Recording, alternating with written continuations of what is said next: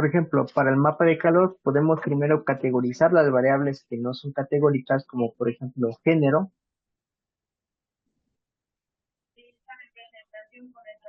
hacer una decodificación del resto de variables, determinar las variables que son numéricas, y estas nos ayudarán a generar un mapa de calor de correlación entre variables. En este caso, en este mapa de calor, podemos observar que la diagonal es 1 porque la relación de cada una de las variables consigo misma es de 1. Más sin embargo, veamos estos de aquí, las primeras variables, que sería las ventas de Norteamérica con las ventas globales tienen una gran correlación. Esto significa que las ventas de Norteamérica tienen una importancia significativa en las ventas globales. En la variable de Japón con las ventas globales tiene un valor más reducido, siendo esta la correlación más baja entre las naciones. Es moderada y lo que puede indicar es que las ventas en Japón tienen cierta influencia en el total global, pero no son tan determinantes como las ventas de Norteamérica o de Europa.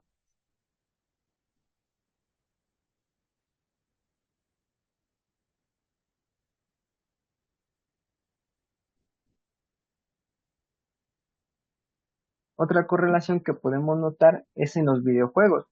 Por ejemplo, vemos aquí un tono más claro que indica que en Japón con los juegos de roleplay tienen mayor correlación, es decir, que pueden tener una mayor venta los juegos de roleplay en Japón que en el resto de países o en el resto de regiones. Esto indicaría que si se está desarrollando un videojuego de roleplay, tiene más sentido invertir en publicidad o en campañas en Japón que en otros países.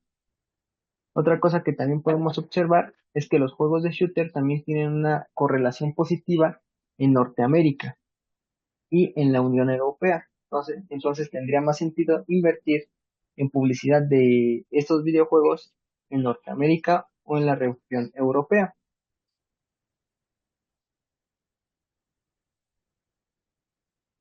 Para la detección y tratamiento de valores nulos, primero tenemos que detectar cuáles son los valores, las columnas con valores nulos en nuestro dataset.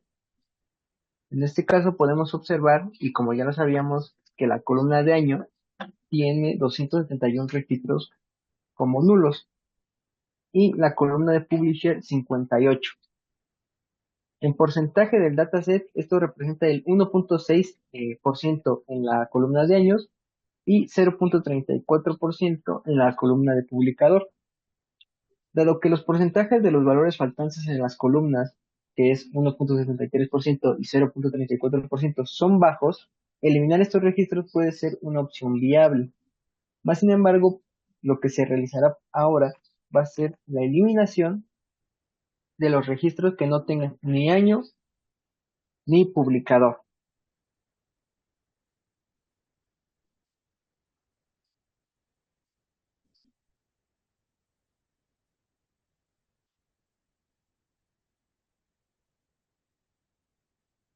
En este caso, de una vez después de que hemos dropeado las columnas o los registros, mejor dicho, que no tienen ni año ni publicador, que por cierto, los datos que cumplían con esa condición de no tener ni año ni publicador correspondían al 0.13% del dataset, el dataset queda con un tamaño de 16.576 registros.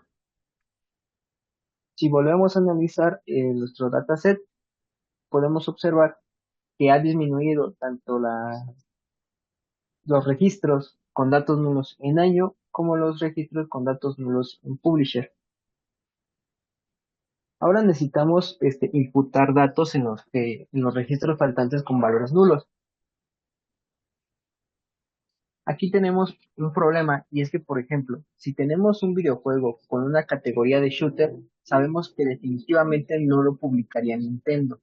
Entonces podemos utilizar ciertas técnicas para que aprenda o tome los atributos de otros registros para imputar datos.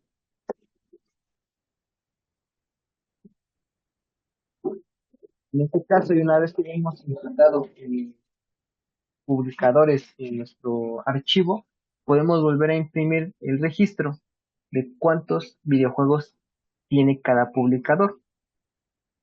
Si lo hiciéramos con los datos, con otros datos, es decir, si lo volviéramos a correr este código, podría que el algoritmo impute en diferentes empresas.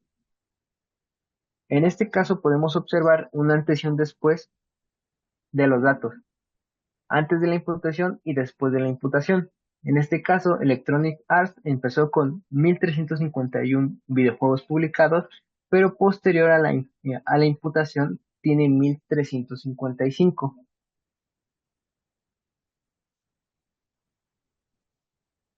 La imputación en los años podría ser con el promedio o con la media de los años.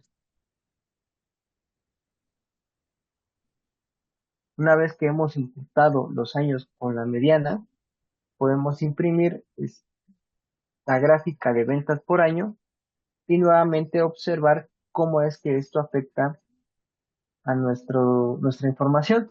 Es decir, antes de la imputación, nuestra gráfica de ventas por año se veía así y posterior a la venta, a la imputación, podemos ver que se ha agregado un punto extra entre 2005 y 2010, dado que la mediana es el 2007.